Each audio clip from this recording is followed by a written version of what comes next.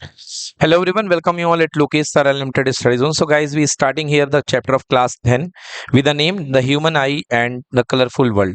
बच्चों इसमें सबसे पहला पार्ट हमें ह्यूमन आई के बारे में पढ़ना है कि ह्यूमन आई का स्ट्रक्चर क्या होता है. After then we will go for the colourful world. मतलब बेटा इसमें हमें रिफ्रैक्शन के बारे में पढ़ना है. एंड हमारा जो वर्ल्ड कलरफुल है, जो हमें आसमान नीला लाल अलग अलग टाइम पे अलग अलग दिखाई देता है, the main reason behind is that is called atmospheric refraction. ये टर्म बहुत इंपॉर्टेंट है आपके लिए, एटमॉस्फेरिक रिफ्रैक्शन. रिफ्रैक्शन चैप्टर से रिलेटेड अलग अलग फिनोमेनन होती हैं. आइए चैप्टर में आगे बढ़ते हैं, स्टार्ट करते हैं. यस, सो यहाँ पे सबसे पहले हमारा टॉपिक है human I. Okay, so human I is a wonderful optical instrument. जो नेचुरली ऑप्टिकल इंस्ट्रूमेंट है हमारी आंखों में, वो काम करता है ह्यूमन आई. इसके डिफरेंट डिफरेंट पार्ट होते हैं. ये डायग्राम आपकी बुक में बना हुआ है, बस इनके पार्ट को आपको याद रखने की जरूरत है, इनके फंक्शन को आपको याद रखने की जरूरत है. बेटा लाइट जब सबसे पहले आती है बेटा, तो आपके आंखों में कॉर्निया से आती है.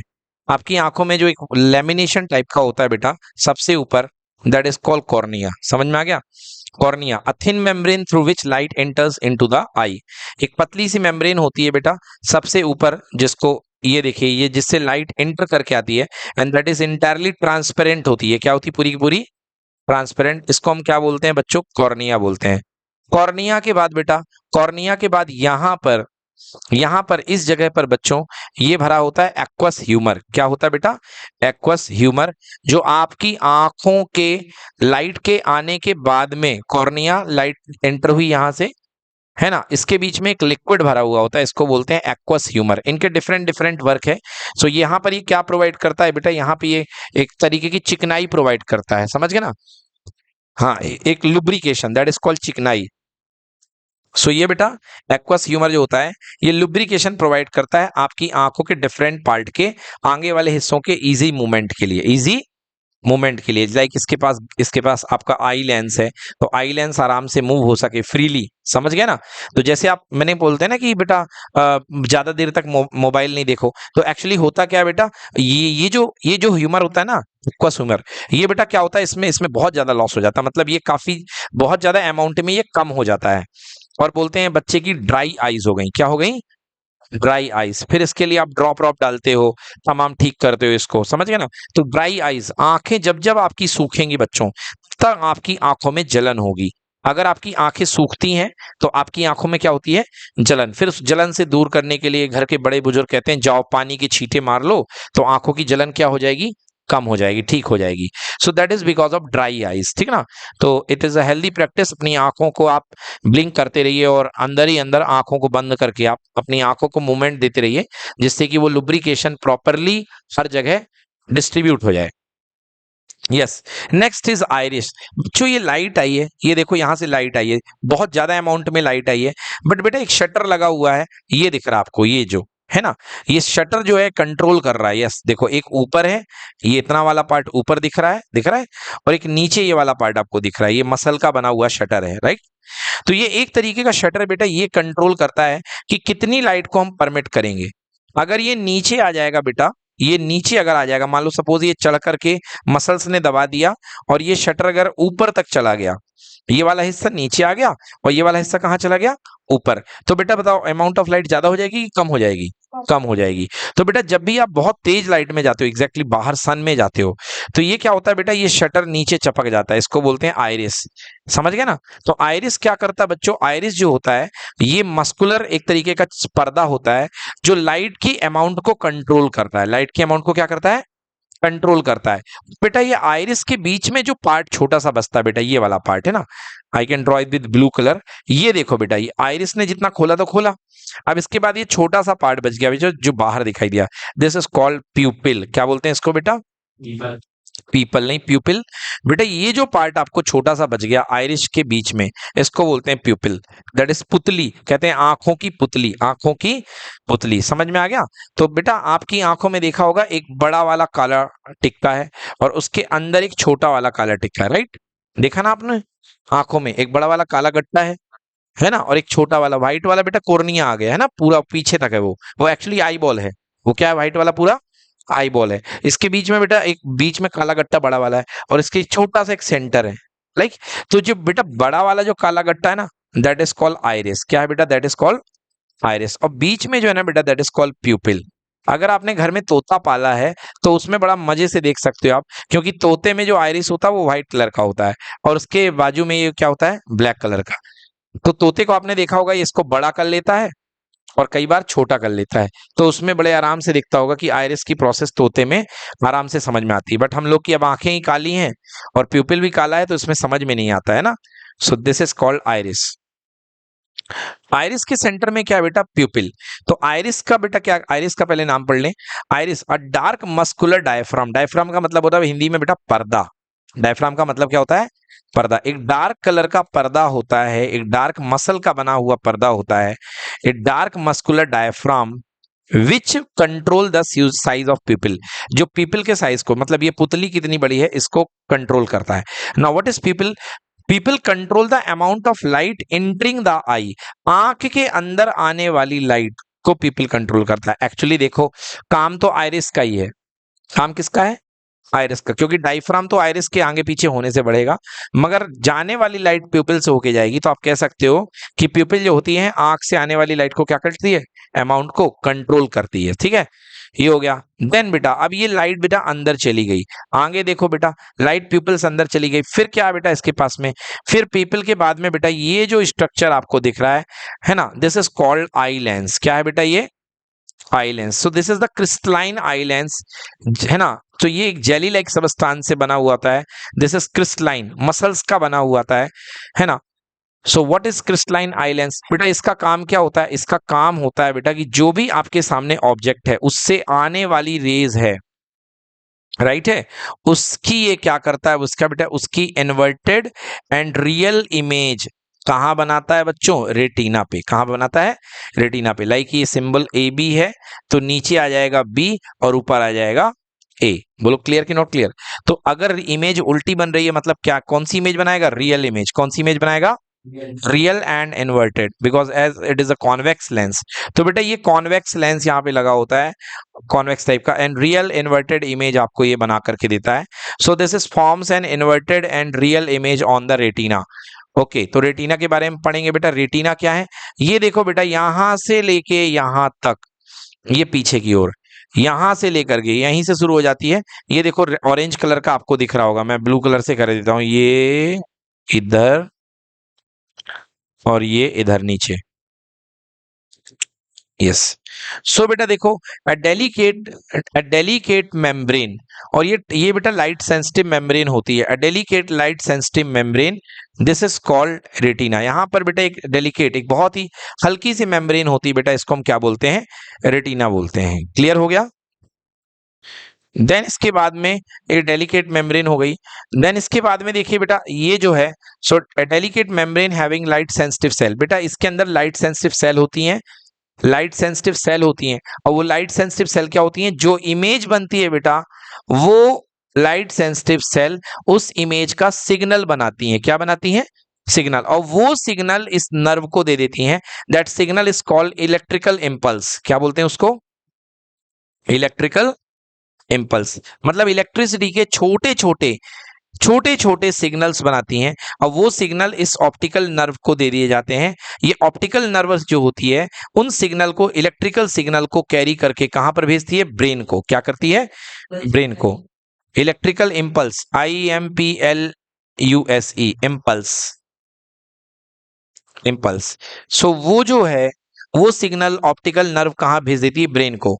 और ब्रेन इन इंपल्सेस को रीड करता है, ब्रेन इन इंपल्सेस को रीड करता है। अच्छा, इतना सब कुछ होने के बाद यहां भी कुछ भरा होना चाहिए बच्चों, क्योंकि ये आई बॉल का पूरा अंदर का एरिया है। समझ गए? जो यहाँ के मीडियम को क्या कर रखेगा? ग्रीस देगा, एक तरीके से लुब्रिकेट रखेगा। तो यहाँ जो मीडियम भरा होता है उसको बोलते हैं विट्रस ह्यूमर। क्या भरा होता है यहाँ पे? Liquid vitreous humour. क्या बोलते हैं इसको? Vitreous humour. सो ये पूरी हो गई, आंख की प्रोसेस पूरी हो गई। सिलियरी मसल में बताना भूल गया था बच्चों, ये देखिए, यस, ये सिलियरी मसल, ये देख रही है लेंस, ये मसल्स ऊपर आपकी इस तरीके से, कहां पे? ये देखो, ये मसल जिन लोगों ने लेंस को दबा रखा है, ये येलो कलर की हल्की सी जाली जाली दिख रही है आपको, तो ये मसल्स ने इस लेंस को दबा रखा है। तो ये जो मसल्स होती हैं, इन मसल्स को बोलते हैं, क्या बोलते हैं? Ciliary muscle. समझ में आ गया? एक्चुअली इन्हीं का काम है लेंस को पतला करना, लेंस को मोटा करना। जब ये सिलियरी मसल्स नीचे की तरफ खिंच जाती हैं, जब ये नीचे की तरफ खिंच जाती हैं, तो देखिए उस समय क्या हो जाएगा, उस समय जो लेंस हो जाएगा वो पतला हो जाएगा, बिकॉज सिलियरी मसल्स ने अपने आप को कहाँ खींच लिया, ऊपर की ओर, ये अपवर्ड और ये डाउनवर्ड। क्लियर हो गया? तो अब यदि लेंस थिन हो चुका है, अगर यदि लेंस क्या हो चुका है, थिन, तो ये बेटा दूर में फोकस करेगा, ये दूर की चीजों को फोकस करेगा। किसकी चीजों को? दूर की चीजों को फोकस करेगा। बोलो क्लियर कि नॉट क्लियर? हाँ, अगर सिलियरी मसल ने दबा दिया तो लेंस बिल्कुल मोटा हो जाएगा इस तरीके से। समझ गए? ये लेंस मोटा हो गया। तो इसमें क्या किया, सिलियरी मसल ने बेटा क्या कर दिया, प्रेस कर दिया ऊपर से अपवर्ड डाउनवर्ड, क्या कर दिया, प्रेस कर दिया। तो लेंस क्या हो गया, थिक हो गया, मोटा हो गया। समझ में आ गया? अब लेंस थिक हो चुका है तो किन चीजों को फोकस करेगा, एकदम पास को। तो जब बेटा आपको अपने बिल्कुल आंखों के पास में देखना पड़ता है तो आपका लेंस क्या होता है, थिक हो जाता है। क्या हो जाता है? थिक हो जाता है, मोटा हो जाता है। अब जब लेंस आपको दूर का देखना पड़ता है तो आपकी आंखों में प्रेशर कम पड़ता है और लेंस थिन हो जाता है, मतलब ये कंडीशन रिलैक्स की होती है। क्या होती है बेटा? रिलैक्स। तो दूर का देखने में आप रिलैक्स फील करते हैं, मगर पास का देखने में आपका लेंस लगातार लगातार सिलियरी मसल्स इसमें प्रेशर बना रही होती है, दबे रहो दबे रहो। वो लेंस को जो है, हाँ, बिल्कुल प्रेशर करके ऊपर से मसल, ये देखो इसको ऊपर से भी दबाएगी मसल, नीचे से भी दबाएगी और दबा करके इसको क्या कर देगी, मोटा कर देगी। समझ में आ गया? तो लगातार प्रेशर करी रहेगी कि आदमी जो है पास की चीजों को देख सके। तो इस समय क्या आता है, आंखों पे स्ट्रेस आता है। क्या आता है बेटा? आंखों पे स्ट्रेस आता है। तो मैं मोबाइल से रिलेट करूंगा, जब भी आप मोबाइल को देखते हैं तो मोबाइल एकदम पास में रखा होता है। तो मोबाइल किसे, इस mobile it is a object, तो ऑब्जेक्ट से निकलने वाली रेस को प्रॉपर पकड़ने के लिए लेंस को थोड़ी दूर पर, कम दूरी पर फोकस करना पड़ता है। तो कम दूरी पर फोकस करने के लेंस को मोटा बना देती है मसल। क्या बनाती थी? लेंस को मोटा। हाँ, और लेंस यहाँ पे थिक हो जाता है, तो इसलिए आपके माइंड में भी स्ट्रेस जाता है और थोड़ी दूर में आपका सिर दर्द वगैरह देना शुरू हो जाता है। मगर जब आप दूर की चीजें देखते हैं तो आपको रिलैक्स फील होता है, क्योंकि आपकी मसल्स जो होती हैं रिलैक्स रहती हैं। मगर पास की चीजें देखने में आपको क्या होता है, दिक्कत होती है। समझ में आ गया? यस। इसीलिए same happen with the book. जब आप बुक को देखते हैं तो आपके पास में बुक को देखने के लिए आपको फोकस पास में करना पड़ता है। समझ में आ गया? सो इसलिए आपको क्या आता है, स्ट्रेस आता है। क्या आता है? स्ट्रेस। तो यहाँ पे बुक पढ़ने में थोड़ा सा स्ट्रेस आता है, बिकॉज फोकल लेंथ कम हो जाती है। नाउ पावर ऑफ एकोमोडेशन एक टर्म अब यहाँ पे आने वाला है। तो अभी आपने देखा कि with the help of ciliary muscles, काम की चीज, कमाल की चीज, with the help of ciliary muscles आप इस लेंस को पतला कर सकते हैं। पतला करेंगे तो ये दूर की चीजों को फोकस करेगा। बोलो हाँ या ना? और with the help of ciliary muscle अगर दबा दिया तो यही लेंस क्या हो जाएगा, मोटा हो जाएगा। क्या हो जाएगा? हाँ, जेली जेली टाइप में होता है, जेली स्ट्रक्चर। तो लेंस यही पतला हो जाएगा, यही मोटा हो जाएगा। मतलब this lens can focus the object as a large distance up to a object as a less distance, or you can say least distance. Yes, least distance. मतलब कमाल की चीज है कि सिलियरी मसल के प्रभाव से एक ही लेंस है जो दूर की चीजों को भी फोकस कर रहा है एंड पास की चीजों को भी फोकस कर रहा है। मतलब इसकी फोकल लेंथ बदल सकती है। हमारे चश्मे की फोकल लेंथ हम नहीं बदल सकते हैं, मगर हमारे आंख की जो आई लेंस है वो कमाल की चीज है, उसकी फोकल लेंथ दूर के लिए और पास के लिए अलग अलग एडजस्ट हो जाती है। मैं अभी आपको देख रहा हूं, अभी मैं आपको देख रहा हूं तो फोकल लेंथ मेरी आप तक है। समझ में आया? बट मैं इस बॉटल को देखूंगा तो मेरी फोकल लेंथ बदल गई, फिर मैं इस पेन पे आ गया तो मेरी फोकल लेंथ क्या हो गई, कम हो गई। क्लियर हो गया? आपको देखा तो दूर सेट हो गई। और सिलेरी मसल्स मेरी बहुत जल्दी जल्दी जल्दी खिंच गई, कहीं बंद हो गई, कहीं खिंच गई, कहीं बंद हो गई। जितना जल्दी आपने आंखों को चलाया उतनी ज्यादा आपकी सिलेरी मसल तुरंत रिस्पॉन्ड करती है और विदाउट एनी डिले आपको दिखाई देता है। देता कि नहीं देता? So this is called what? This is called power of accommodation. This is called power of accommodation. हमारे लेंस की एबिलिटी है, आई लेंस की एबिलिटी है कि it can focus the distance up to a large distance to a least distance. ये बहुत दूर से लेके पास से पास तक की चीजों को फोकस कर सकता है। This ability of eye lens is called to, this ability of eye lens to adjust its focal length for a very distant object to for a very nearby object. This is called power of accommodation. Power of accommodation, yes, ये important question है, आता है exam में। ये देखिए, सो this is a ciliary muscle और ये हमारा लेंस है।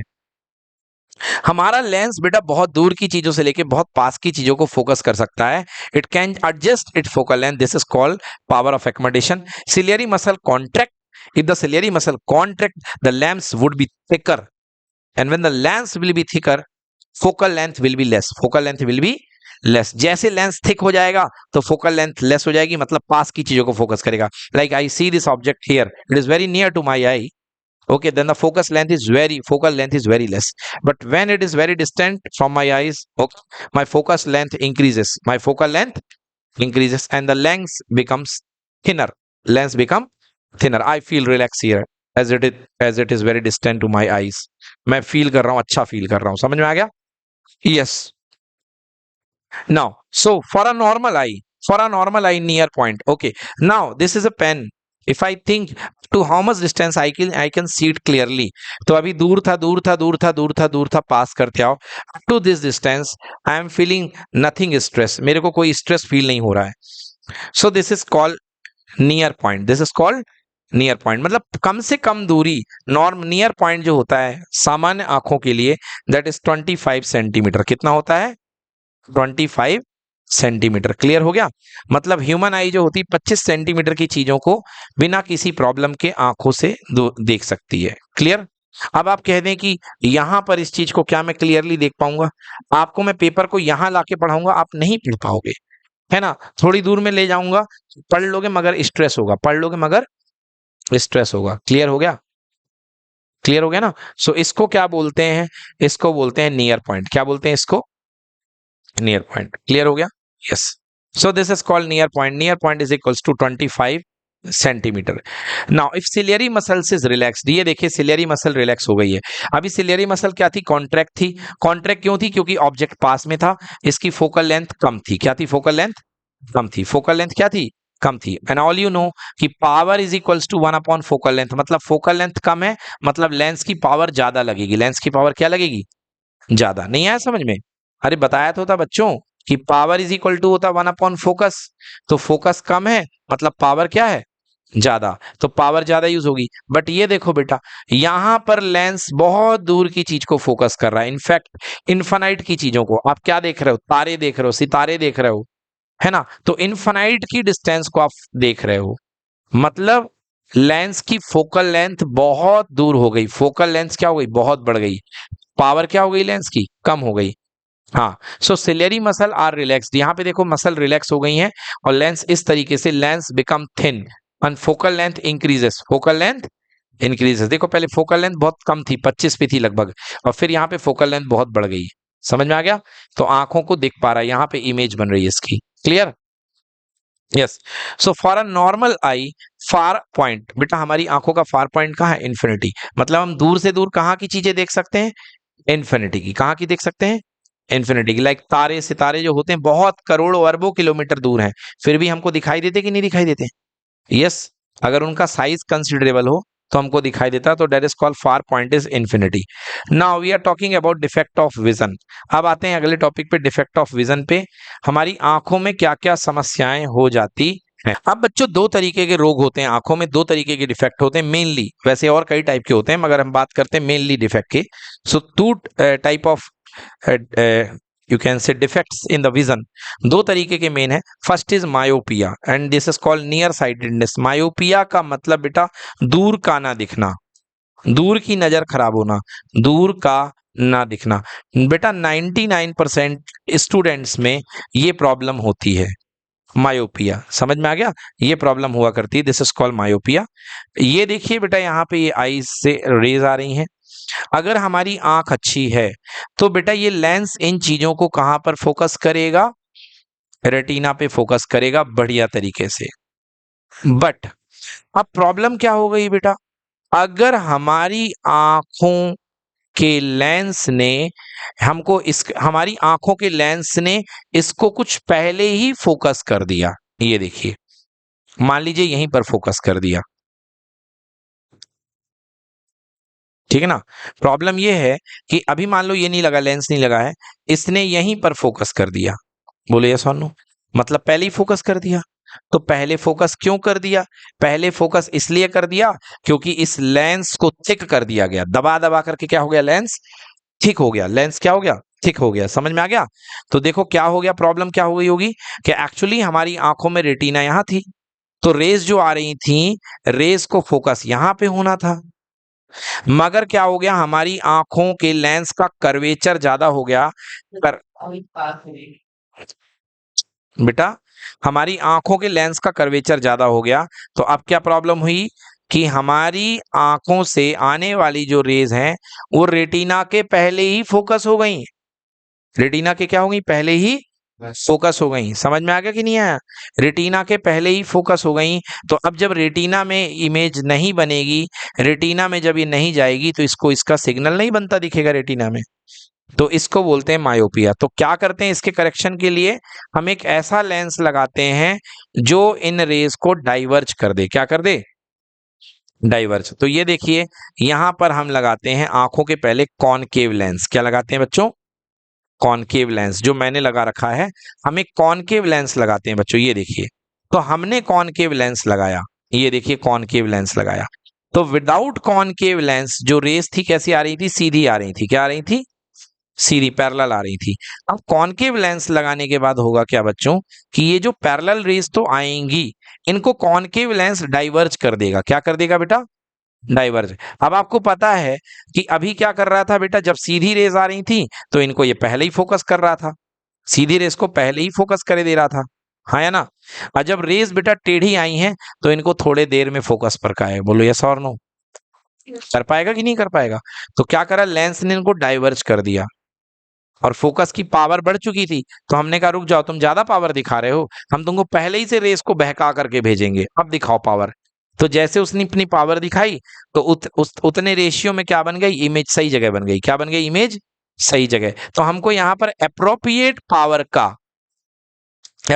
पावर, समझ गए ना? मतलब जितनी अंदर इसके पावर में गड़बड़ी आई है, जो अंदर इस लेंस के पावर में गड़बड़ी आई है, उतने गड़बड़ी के पावर का बाहर हमको क्या लिखना पड़ेगा, कॉनकेव लेंस लगाना पड़ेगा। क्या लगाना पड़ेगा, कॉनकेव। बोलो क्लियर कि नॉट क्लियर?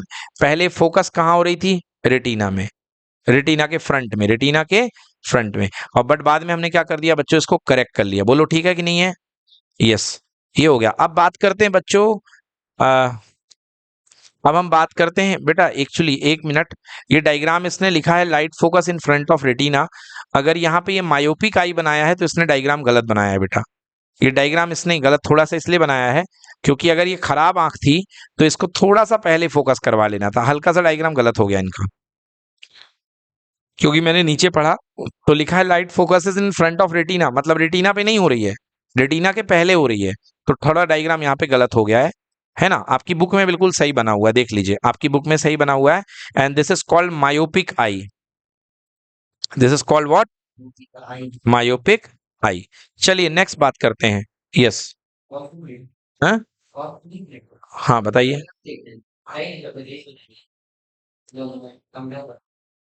कहाँ पर, यही वाला?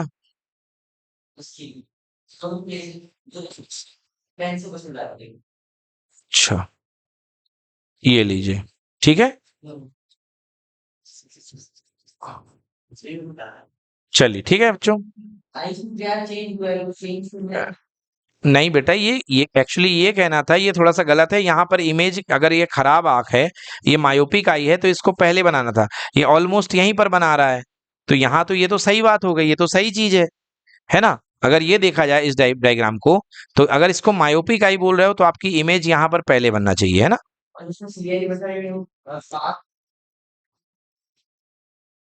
अभी आएगा वो। चलिए नेक्स्ट देखते हैं, हाइपरमेट्रोपिया। हाइपरमेट्रोपिया मतलब फार साइटेडनेस। देखा अभी आपने देखा कि जो लेंस की रेस थी वो पहले ही फोकस हो गई, समझ गए, आंखों के पहले फ्रंट में। अब क्या होगा हाइपरमेट्रोपिया में, हाइपरमेट्रोपिया में बेटा ये लेंस ऑल इतना पतला हो जाएगा, मतलब लेंस बिकम थिकर, और इतना पतला हो जाएगा कि लाइट जो है कॉर्निया के आगे फोकस करेगा। कहां पर फोकस करेगा, कॉर्निया के पीछे की साइड, सॉरी इस तरफ, बियॉन्ड द कॉर्निया। मतलब भैया आपको फोकस यहां पे करना था और आप चले गए आगे।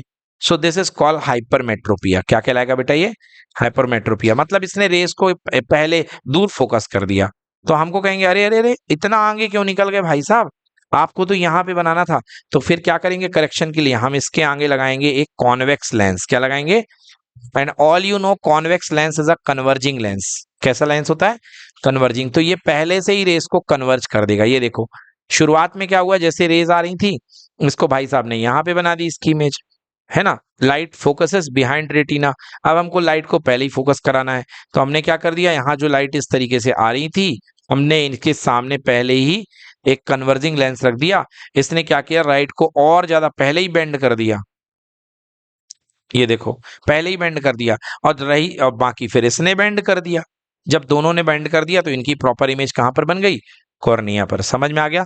So this the upper one is called myopic eye and this is the myopia. This defect is called myopia and the second one is called hypermetropia. बोलो क्लियर कि नॉट क्लियर? अब देखो बच्चों को दूसरा प्रॉब्लम क्या है। दूसरा प्रॉब्लम बेटा एजेड लोगों को होता है। कितने लोगों को? एजेड लोगों को। समझ गए? हाँ, मोतियाबिंद भी होता है बेटा। आपने देखा होगा कुछ चश्मे इस तरीके से आते हैं अंकल लोगों के, जिसमें बेटा नीचे, ऊपर तो ठीक रहता है, नीचे चंदा मामा टाइप के बने रहते हैं, ऐसे बने रहते हैं ना बेटा।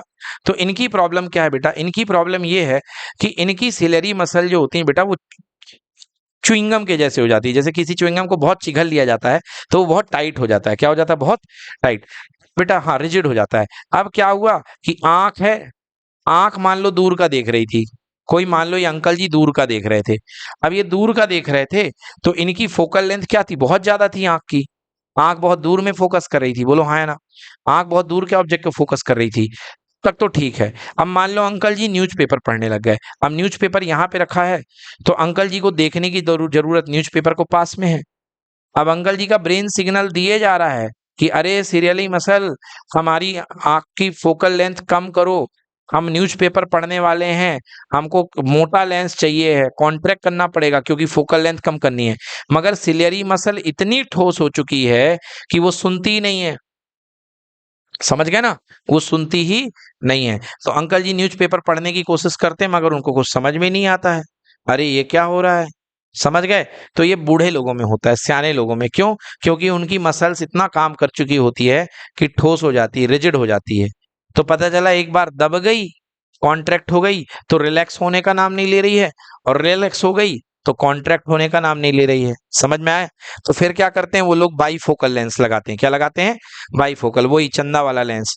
तो जब उनको पढ़ना होता है, जब उनको दूर का देखना होता है, तो जब उनको पढ़ना होता, दूर का देखना होता तो लेंस को ऊपर चढ़ा लेते हैं। बोलो हाँ है ना?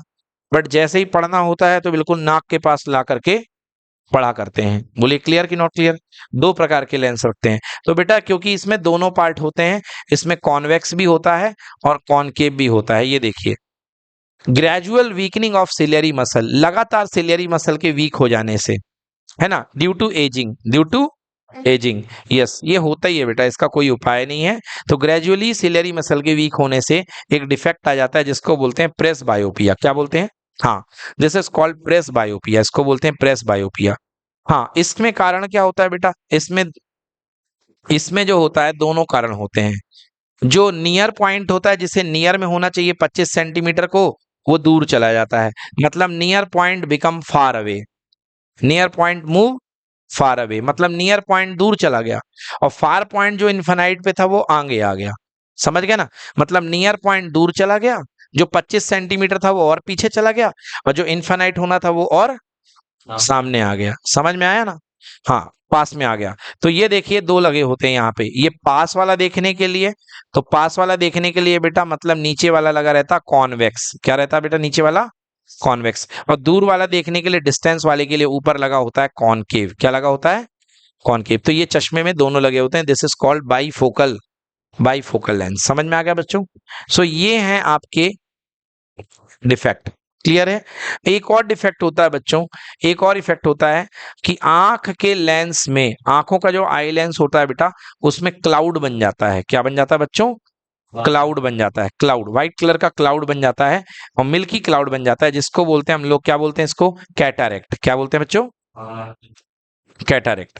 कैटारेक्ट बोलते हैं। कैटारेक्ट को हिंदी में बोलते हैं मोतियाबिंद। क्या बोलते हैं बच्चों? मोतियाबिंद। बेटा इसकी नॉर्मल सी सर्जरी होती है और ये ठीक हो जाता है। सो ये कैटारेक्ट है, दिस इज कॉल्ड मोतियाबिंद, और इसकी नॉर्मल सी सर्जरी होती है, ठीक हो जाता है। ठीक है ना? सो ये हो गया हमारे डिफेक्ट ऑफ विजन। आप इनको अच्छे से डायग्राम बना लीजिएगा। स्पेशली ये डायग्राम, ये वाला डायग्राम आपके बुक में तीनों बने हुए हैं। समझ में आ गया ना? आपके बुक में बिल्कुल आता है, आता ही है, पेपर में आता ही है। हाँ, वही क्लाउडी जाली लग जाती है आंख में।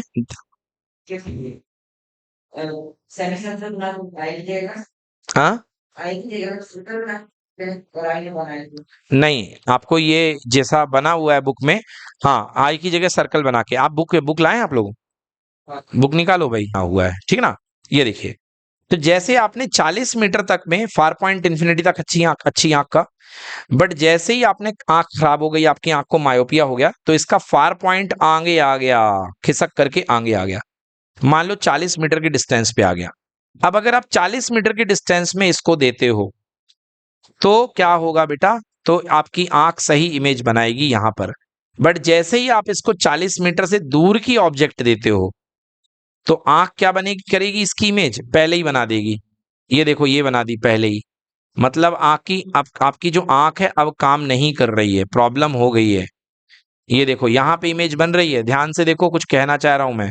अब देखो, अब आपने ऑब्जेक्ट रखा है इन्फिनिटी पर और आपकी आंख खराब है, तो आपकी इमेज यहीं पर बन चुकी है रेटिना के पहले। तो आपको क्या लगाना पड़ेगा? अब आपको यहां पर लगाना पड़ेगा एक कौन सा लेंस? Concave lens. कौन सा लेंस? Concave lens. तो कॉनकेव लेंस क्या करेगा बेटा? कॉनकेव लेंस इस लेंस को बोलेगा कि अरे ओ आई लेंस, ये जो ऑब्जेक्ट है ये इसको पहले से डाइवर्ज करके दे देगा रेस को। ये देखो, मैं ब्लू कलर से बनाता हूं तब समझ में आएगा। ये देखो, यहां पे जो रेज हैं इनको ये डाइवर्ज करके दे देगा। जैसे ये रेज आ रही थी, यहां तक आई, यहां तक आई, यहां तक आई।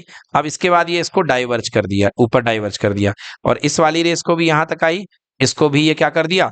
डाइवर्ज कर दिया। जैसे ये डाइवर्ज करेगा तो रेज लेंस को और मेहनत करनी पड़ेगी, तो इसको ये बाद में फोकस कर पाएगा। तो ये काम है। ये डायग्राम बेटा आपकी एनसीईआरटी में बहुत प्यारे बने हुए हैं, पार्ट 1, पार्ट 2, पार्ट 3 करके वही डायग्राम आपको बनाना है बस एग्जाम में, और कोई डायग्राम नहीं, ठीक है ना? तो ये देखिए, ये इसका करेक्शन है। हमने दोनों बता दिया कि किस तरीके से करेक्शन होता है, ठीक है ना? तो याद रखिएगा, मायोपिया में क्या होता है, दो चीजें होती हैं दोनों अलग अलग प्रकार के लेंसों में, है ना? तो मायोपिया में क्या होता है? मायोपिया में जो है, फार पॉइंट जो होता है, far point comes closer, far point comes closer, मतलब मायोपिया में फार पॉइंट पास में आ जाता है। और प्रेस बायोपिया में क्या हो जाता है बेटा? प्रेस बायोपिया में क्या हो जाएगा? Near point becomes far away. मैंने सॉरी, हाँ सॉरी सॉरी, हाइपरमेट्रोपिया लिखना था, मैंने प्रेस बायोपिया लिख दिया, हाइपरमेट्रोपिया। हाँ, तो बेटा हाइपरमेट्रोपिया में क्या हो जाएगा? जो नियर पॉइंट होगा वो दूर चला जाएगा, नियर पॉइंट होगा वो क्या चला जाएगा? दूर चला जाएगा। चलिए नेक्स्ट आता है हमारा topic, that is refraction of light through a prism. एक प्रिज्म से रिफ्रैक्शन कैसे होता है? चलिए, एक सरल सा टॉपिक है, आइए देखते हैं बच्चों प्रिज्म से रिफ्रैक्शन कैसे होता है। यहां पर बेटा एक आपके पास एक प्रिज्म है जिसका एक डेफिनेट प्रिज्म एंगल है ए। समझ गए बच्चों? ये प्रिज्म की रिफ्रैक्टिंग सरफेस है जहां से रिफ्रैक्शन होना है। तो ये देखिए, यहां से प्रिज्म की इंसिडेंट रे आई। अब इंसिडेंट रे है, ये बना लिया आपने नॉर्मल। क्या बना लिया?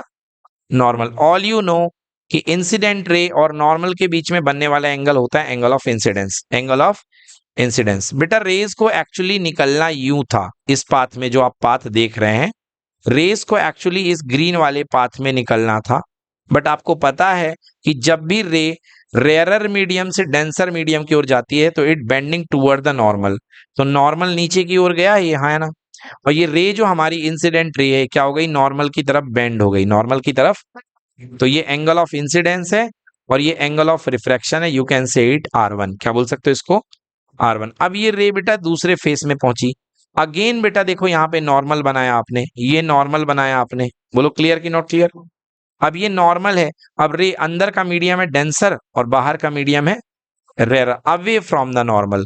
और ये रे देखिए इस तरीके से निकल जाएगी, इसको बोलते हैं, this is angle R2 and this angle is called angle of emergence. क्या बोलते हैं इसको? Angle of emergence. समझ में आ गया? So this is angle of incidence और ये हो गया एंगल ऑफ इमरजेंस। क्लियर की नॉट क्लियर? हाँ। अब देखो बच्चों, इसमें एक चीज बहुत इंपॉर्टेंट है जो आपको सीखना है, वो क्या है? देखिए ये इंसिडेंट रे की डायरेक्शन है, बहुत अच्छी इंपॉर्टेंट चीज, ये इंसिडेंट रे की डायरेक्शन है। मतलब लाइट को एक्चुअली जाना ये था, शुरुआत की जो लाइट को है जाना ऐसे था, और फाइनली लाइट कहाँ जा रही है, ये जा रही है, देखो ई इस तरीके से जा रही है। अगर आप मतलब तुम्हें जाना था ये और तुम चले गए ये इस तरीके से, तो तुम भटके कितना, तुम इतना एंगल भटक गए, तो इस एंगल को बोलते हैं एंगल ऑफ डेविएशन। तो ये देखो इंसिडेंट रे और ये है आपकी इमरजेंट रे। कौन सी रे है, इमरजेंट रे। जब इसको पीछे की ओर बढ़ाते हो तो ये एंगल निकलता है, this is called angle of deviation. क्या बोलते हैं, एंगल ऑफ डेविएशन की मतलब लाइट इतनी भटक चुकी है, this is called angle of deviation. Now so ये बेटा डायग्राम बनाने को आएगा आपको, क्लियर है, ये डायग्राम बनाने को आता है, बहुत इंपॉर्टेंट डेरिवेशन मतलब डायग्राम है, डायग्राम आपको बनाने को आएगा कि बताइए क्या क्या होते हैं, इनके नाम याद कर लीजिए बेटा। फर्स्ट इंसिडेंट रे है, सेकंड एंगल आई जो है इंसिडेंट एंगल ऑफ इंसिडेंस है, फिर अंदर वाली रिफ्रैक्टेड रे है, अंदर वाली रिफ्रैक्टेड रे है, पढ़ लीजिए, और बाहर वाली कौन सी रे है, इमरजेंट रे, इमरजेंट रे। और ये जो एंगल है this is called angle of deviation. क्या बोलते हैं इसको, एंगल ऑफ डेविएशन। चलिए देन अब बात करते हैं dispersion of light. Dispersion of light through a prism. बेटा जब भी कोई लाइट प्रिज्म से डिस्पर्स होती है तो एक गजब की फिनोमिनन देखने को मिलती है, दैट इज कॉल्ड डिस्पर्सन। जब भी कोई लाइट प्रिज्म से गुजरती है तो आपको 7 अलग अलग कलर में टूट जाती है। So splitting of white light into the 7 colour is called dispersion, ठीक है ना। सो डिस्पर्सन में बच्चों सबसे नीचे कौन सा कलर होता है, वॉयलेट। सबसे नीचे कौन सा कलर होता है, वॉयलेट। और सबसे ऊपर कौन सा कलर होता है, रेड। तो मुझे बताओ सबसे ज्यादा भटकने वाला कलर कौन सा है, वॉयलेट। और सबसे कम भटकने वाला कलर कौन सा है, रेड। और याद रखिएगा वॉयलेट कलर की वेवलेंथ सबसे कम होती है, इसकी वेवलेंथ क्या होती है, सबसे कम। और रेड कलर की वेवलेंथ क्या होती है, सबसे ज्यादा, इसकी वेवलेंथ सबसे ज्यादा होती है बच्चों। इसलिए डेंजर सिग्नल बनाने में रेड कलर का इस्तेमाल किया जाता है, क्योंकि डेंजर सिग्नल जो रेड कलर, ट्रैफिक सिग्नल की रेड लाइट में रेड कलर जो होता है वो सबसे कम डेविएट होता है। क्या होता है, सबसे कम डेविएट होता है, समझ गए। Red light bends the least, मतलब सबसे कम बेंड होगी। और वायलेट लाइट क्या होती है, बेंड द मोस्ट, मतलब सबसे ज्यादा बेंड होगी। बोलो क्लियर कि नॉट क्लियर। तो ये है डिस्पर्सन बाय अ प्रिज्म। अब फॉर्मेशन ऑफ रेनबो। बच्चों रेनबो कैसे बनता है, देखिए रेनबो में बेटा 3 प्रोसेस इन्वॉल्व होती हैं। रेनबो में 3 प्रोसेस इन्वॉल्व होती हैं। एक होता है डिस्पर्सन, एक होता है रिफ्रैक्शन, और एक होता है टोटल इंटरनल रिफ्लेक्शन। अब टोटल इंटरनल रिफ्लेक्शन अभी इससे थोड़ा सा समझ लो, आपके सिलेबस में नहीं है। सबसे पहले बेटा देखिए यहां से सनलाइट आई, सनलाइट जैसे आती है बेटा तो ये पानी की बूंद जो होती है एक प्रिज्म का काम करती है, और पानी की बूंद क्या करती है, इस प्रिज्म से 7 कलर में यहाँ पे तोड़ देती है। बोलो क्लियर हो गया। अब ये 7 के सातों कलर जाते हैं दूसरी फेज में। किस में जाते हैं, दूसरी फेज में। और दूसरी फेज में जाकर के बेटा ये रिफ्लेक्ट हो जाते हैं। क्या हो जाते हैं, रिफ्लेक्ट हो जाते हैं। ये देखो ये रिफ्लेक्ट हो गए, ये रिफ्लेक्ट हो गए। अब बेटा देखो नीचे कौन सा कलर है, ब्लू कलर है। नीचे कौन सा कलर है, ब्लू कलर है। बोलो यस और नो। अब जब सबसे नीचे ब्लू कलर है, जब ये रिफ्लेक्ट हुआ है तो बेटा ब्लू कलर सबसे ऊपर चला गया। और यहां पे बेटा सबसे ऊपर कौन सा कलर है, रेड कलर। जैसे ये जा करके रिफ्लेक्ट होता है बेटा तो सबसे नीचे क्या आ गया, रेड आ गया, और आपको रेनबो दिखाई देगा। समझ में आ गया। तो देखो बेटा 2 बार रिफ्रैक्शन होता है। यहाँ पे क्या हुआ, रिफ्रैक्शन। यहाँ पे भी क्या हुआ, रिफ्रैक्शन, क्योंकि लाइट अंदर से बाहर आई, यहाँ पर बाहर से अंदर गई, और बीच में बेटा यहाँ पर पूरी की पूरी रेज मुड़ी है, तो यहाँ पर क्या हुआ, रिफ्लेक्शन। क्या हुआ है, रिफ्लेक्शन। और ये रिफ्लेक्शन अंदर ही अंदर होता है, that is called total internal reflection. Clear हो गया। सो इस तरीके से रेनबो बच्चों फॉर्म होता है। नाउ अब हम बात करते हैं बच्चों scattering of light. Scattering of light, scattering of light से रिलेटेड आपको हमने एक एक्सपेरिमेंट लास्ट ईयर पढ़ाया था, that is called Tyndall effect. याद है बच्चों, टिंडल इफेक्ट। आपको याद होगा खांसी के सिरप में अगर आप लाइट मारते हो तो खांसी के सिरप का जो पाथ होता है बढ़िया विजिबल हो जाता है। या दूध के सोल्यूशन को बना लो, बॉटल में दूध भर लो, और यदि आप इसमें पाथ मारोगे तो इसका पाथ विजिबल दिखाई देगा। बोलो यस और नो। मगर पानी में बच्चों पाथ विजिबल नहीं होता है। पानी के ग्लास में अगर आप टॉर्च मारोगे तो ये पार्ट नहीं चमकेगा, आपकी लाइट जो होती है आर के पार निकल जाएगी पूरी की पूरी पानी के सोल्यूशन में। क्लियर हो गया ना। मतलब पानी का सोल्यूशन जो होता है that is a true solution. और ट्रू सोल्यूशन, पानी में आपने शक्कर मिला दिया, दैट इज ट्रू सोल्यूशन, तो वो कोई आपको पाथ विजिबल नहीं दिखाई देगा। वहां मैंने आपको लास्ट ईयर टिंडल इफेक्ट बताया था। अब देखिए यहाँ पे Tyndall effect, scattering of light क्या होती है? When light interact on a particle it gets scattered. बच्चों समझो, अगर कोई लाइट होती है, अगर कोई लाइट आई और अपने से बहुत बड़ी साइज के पार्टिकल से टकरा गई, अपने से बहुत बड़ी साइज के पार्टिकल से टकरा गई, तो क्या होता है बेटा? लाइट छितिर बितिर हो जाएगी। लाइट क्या हो जाएगी? छितिर बितिर हो जाएगी, टूट जाएगी। समझ गए ना? हाँ, तो जो बच्चों, ये जो अगर पार्टिकल का साइज बहुत बड़ा है, लाइट की साइज में पार्टिकल का साइज बहुत बड़ा है, तो क्या होगा बच्चों? ये देखो, ये लाइट आई एटमॉस्फेयर में ब्लू कलर की, और जैसे पार्टिकल से टकराई, पार्टिकल ने लाइट को छितर बितर कर दिया, कई पार्ट में बिखेर दिया। This is called scattering. This is called scattering. समझ में आया? आपने एक्सपेरिमेंट किया होगा, घर में क्या हुआ होगा, कभी मिट्टी वगैरह खेले हो तो मिट्टी का गोला बना लिया होगा, और मिट्टी का गोला बनाने के बाद पहला मन करता है जिसकी सबसे साफ दीवार दिखे घर की, उसकी दीवार में जाकर के बढ़िया जोर से गोला मारने का मन होता है। समझ गए ना? और जैसे ही वो गोला मारते हो, वो गोला पूरी मिट्टी में फैल जाता है, दीवार में फैल जाता है, और उसकी पूरी दीवार तहस नहस हो जाती है। समझ में आ गया ना? सो ऐसे जब वो गोला फैलता है, बिखरता है, that is called scattering. So the scattering depend on the size of the scattering particle. Depend करती है कि जिस पार्टिकल से टकराया उसका साइज क्या है। तो बेटा स्कैटरिंग के लिए very fine particle scatter mainly blue light, particle of larger size scatter of light of longer wavelength. बच्चों याद रखना कि जो बहुत छोटे पार्टिकल होते हैं, छोटे एकदम particle, very small, wavelength light का एक पैरामीटर होता है, एक नेचर होता है। अगर बेटा बहुत छोटे पार्टिकल होते हैं, अगर पार्टिकल छोटा है, समझ गए, तो कौन सी वेवलेंथ को? बेटा ब्लू कलर को स्कैटर पर पाएगा। किसको स्कैटर कर पाएगा? ब्लू कलर को तोड़ देगा, ब्लू कलर को तोड़ देगा। बोलो क्लियर कि नॉट क्लियर? और अगर पार्टिकल बड़ा है, ये देखो ये बड़ा पार्टिकल है, ये बड़ा पार्टिकल है, तो बच्चों अगर बड़े पार्टिकल में ब्लू कलर टकराया, बड़े पार्टिकल में कौन सा कलर टकराया? ब्लू कलर, तो स्कैटरिंग नहीं होगी, तो स्कैटरिंग नहीं होगी। बट यदि बड़े पार्टिकल में रेड कलर टकरा गया बच्चों, ये देखो रेड कलर टकरा गया, तो स्कैटरिंग हो जाएगी। यहां से भी रेड निकलेगा, यहां से भी रेड निकलेगा, यहां से भी रेड निकलेगा। समझ में आया कि नहीं आया? मतलब छोटे पार्टिकल, छोटा साइज का पार्टिकल छोटी वेवलेंथ को स्कैटर करेगा। छोटी वेवलेंथ क्या होती है? ब्लू। छोटी वेवलेंथ क्या होती है? ब्लू। अभी मैंने बताया था छोटी वेवलेंथ होती है ब्लू कलर की या वायलेट कलर की। और जो बड़ा पार्टिकल होगा वो रेड कलर को स्कैटर करेगा, मतलब बड़ी वेवलेंथ को स्कैटर करेगा। Particle of larger size scatter light of longer wavelength. जो बड़ा पार्टिकल होता है वो बड़ी कलर को वेवलेंथ को स्कैटर करेगा। यस, अब देखिए वही टिंडल इफेक्ट है जो हमने बताया था आपको। टिंडल इफेक्ट में क्या होता है बच्चों? Scattering of light by colloidal particle. Colloidal particle give rise to the Tyndall effect. यहां पर देखिए एक पहला सोल्यूशन है, दैट इज ट्रू सोल्यूशन। केवल पानी के साथ आपने शक्कर मिला दी है, एंड आप जानते हैं कि ट्रू सोल्यूशन के पार्टिकल बहुत छोटे होते हैं। क्लियर हो गया कि नहीं हुआ? ट्रू सोल्यूशन के पार्टिकल बहुत छोटे होते हैं, मतलब लाइट की वेवलेंथ से भी छोटे। तो क्या करेंगे? क्या वो स्कैटरिंग देंगे? नहीं, स्कैटरिंग नहीं देंगे। समझ में आ गया ना? स्कैटरिंग के लिए क्या होने चाहिए? पार्टिकल लाइट की साइज से बड़े होने चाहिए या लगभग बराबर होने चाहिए।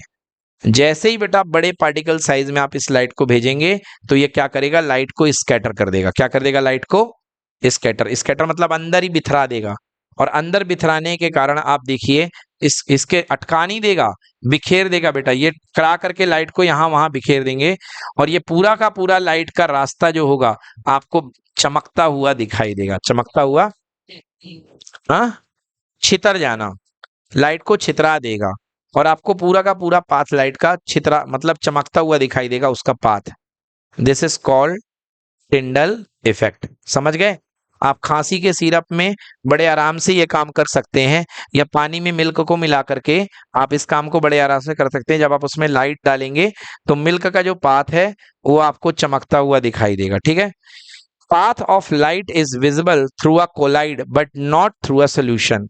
तो लास्ट ईयर आपको मैंने पढ़ाया था कि ट्रू सोल्यूशन आपको टिंडल इफेक्ट नहीं देते हैं, बट कोलाइडल सोल्यूशन आपको टिंडल इफेक्ट देते हैं। यस, ठीक है। चलिए देखिए, वैसे छोटी सी बात है, क्या होता है बच्चों, आसमान का कलर ब्लू क्यों दिखाई देता है? बेटा सन से तो वैसे चलने वाली लाइट जो होती हैं वो सभी कलर की होती कि नहीं होती हैं? सन से चलने वाली लाइट सभी कलर की होती हैं, मगर बच्चों जो हमारे एटमॉस्फेयर में पार्टिकल होते हैं, हमारे एटमॉस्फेयर में ज्यादातर जो पार्टिकल होते हैं वेपर के, एयर के, वो बेटा उनकी जो साइज होती है उन पार्टिकल के, वो लाइट के वेवलेंथ के ब्लू कलर के आसपास होती है। समझ गए?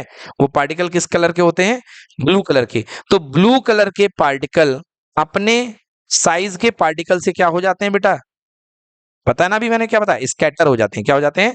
स्कैटर। मतलब बाकी सारे कलर में सबसे ज्यादा ब्लू कलर का स्कैटरिंग होती है ना? अच्छा, फिजिक्स में ब्लू कलर का मतलब ऑल यू नो, विबग्योर। तो बेटा ये जो ऊपर के तीन कलर ना, वॉयलेट, इंडिगो, ब्लू, ये ब्लू की कैटेगरी में आते हैं। देखा जाए तो ये ब्लू से ही बनते हैं। तो बेटा ये जो वॉयलेट, इंडिगो, ब्लू जो है, ये ज्यादा के ज्यादा क्या हो जाते हैं? स्कैटर हो जाते हैं। इसलिए आसमान का कलर क्या दिखाई देता है आपको? ब्लू कलर दिखाई देता है। क्लियर कि not clear? Yes. Reddish of the sun at sunrise and sunset. देखिए, जिस समय सन आपका नियरली ओवरहेड होता है, जिस समय सन आपका क्या होता है? बिल्कुल ओवरहेड, सिर के ऊपर, सिर के ऊपर। तो सिर के ऊपर जिस समय सन होता है तो आपका सुबह के टाइम में, दोपहर के टाइम में आपका आसमान सफेद दिखाई देता है। क्लियर? क्लियर है? आसमान दोपहर के समय में कैसा दिखाई देता है?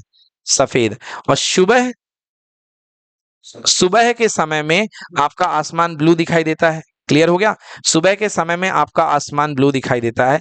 देखिए, तो जिस समय सन आपका ओवरहेड होता है उस समय लेस ब्लू स्कैटर्ड। क्यों? क्योंकि सन की डिस्टेंस अर्थ से उस समय कम होती है। क्या होती है? सन की डिस्टेंस अर्थ से कम होती है। कम डिस्टेंस होने के कारण लाइट जल्दी आती है और उसमें ब्लू कलर कम स्कैटर हो पाता है। बट जिस समय सन जो होता है, जिस समय सन हुआ करता है, डूबने वाला होता है, तो सन की पोजीशन कहां पर होती है बच्चों? जैसे ये अर्थ है, हम लोग यहां बैठे हैं, तो हमको कहां तक दिखाई देगा बेटा? जब तक सन यहां पे है, होरिजन पे है, तब तक हमको सन का हिस्सा दिखाई देगा।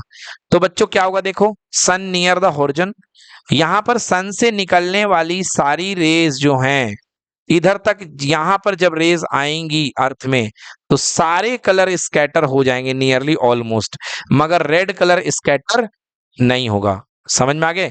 तो लिख रहा blue colour scattered away and sun appear reddish. इसलिए सूर्य उदय और सूर्यास्त के समय सन कैसा दिखाई देता है? लाल दिखाई देता है, क्योंकि सारे कलर स्कैटर हो जाते हैं मगर रेड कलर स्कैटर नहीं होता है। चलिए ठीक है ना। अब एक कंडीशन और आपकी किताब में है बच्चों कि तारे टिमटिमाते क्यों हैं, वो कंडीशन दी गई है कि तारे टिमटिमाते क्यों हैं। देखो बच्चों, तारे टिमटिमाते क्यों हैं? बेटा ये तारा है, अब इस तारे से चलने वाली रेस देखो अर्थ पे आती है, तो ऊपर का मीडियम बेटा क्या है? रेयर। और नीचे का मीडियम क्या है बेटा? अर्थ का डेंसर, क्योंकि ऊपर तो वैक्यूम एब्सोल्युटली है और अर्थ का मीडियम क्या है बेटा? डेंसर। तो बेटा जब तक ऊपर वैक्यूम है तब तक तो चलो सीधी रेस चलेगी, बट जैसे ही जैसे बेटा एयर की डेंसिटी बढ़ेगी तो ऊपर रेयर हो जाएगा और नीचे डेंसर हो जाएगा। And all you know, rare से डेंसर चलने में रेस क्या होती है? Bending toward the normal, bending toward the normal. ये देखिए, तो यहां पर लाइट रे आकर के एक इंसान के आंख में इस तरीके से बेंडिंग टुवर्ड द नॉर्मल, मान लो ये इंसान की आंख ये है, ये तो इस तरीके से पड़ी, ठीक है ना? आंख मेरे को इधर बना लेनी चाहिए। ये देखिए, मान लो ये इंसान यहां से देख रहा है, तो बच्चों लाइट को एक्चुअली जाना था इस पाथ में, मगर लाइट इंसान की आंख में आते आते जो है बेंडिंग टुवर्ड नॉर्मल इस तरीके से आ गई। समझ गए? अब यदि आप देखेंगे लाइट फाइनली पाथ जो लाइट के आने का है वो ऐसा है। तो लाइट जो हमारी आंख होती है ना, चीजों को कहां पर परसीव करती है? लाइन ऑफ साइट में। तो इसको पीछे की ओर बढ़ाएंगे, यदि इसको पीछे की ओर, जैसे इसको पीछे की ओर बढ़ाइए, तो इसको पीछे की ओर यदि आप बढ़ाएंगे तो इसका जो इमेज दिखेगा कहां दिखेगा? वो यहां दिखाई देगा। मतलब तारा एक्चुअली है यहां और आपकी आंखों में दूसरी जगह दिखाई देगा, तो मतलब वर्चुअल इसकी इमेज बनेगी। This is called apparent position. क्या बोलते हैं इसको? Apparent position, apparent position. तो आप अपनी बुक में देख लीजिए, बढ़िया सा डायग्राम बना हुआ है। तो तारे जहां पे होते हैं एक्चुअली हमको वहां नहीं दिखाई देते हैं, हमको थोड़ी सी दूसरी पोजीशन में दिखाई होते हैं। This is called twinkling of the star. यहाँ पर तारे टिमटिमा रहे हैं। अच्छा, फिर क्यों दूसरी जगह चले गए? बच्चों, हमारा एटमॉस्फेयर कंटिन्यूअसली बदल रहा होता है, कहीं पर हवा ज्यादा, कहीं पर हवा कम। तो फिर से बेटा डेंसिटी बदल जाएगी पूरे एटमॉस्फेयर की। डेंसिटी बदलेगी बच्चों, तो पता चला रिफ्रैक्शन पहले ऐसे हो रहा था, तो ऐसे हो गया, बढ़ गया इस तरफ से। तो फिर बेटा तारा फिर से दूसरी जगह दिखाई देगा। तो एटमॉस्फेयर की लेयर के बदलने के कारण हमको तारे अलग अलग डिस्टेंस पर दिखाई देते हैं। क्लियर हो गया? So this is the reason behind twinkling of the star. देखो बेटा, सारे पॉइंट कवर हो गए।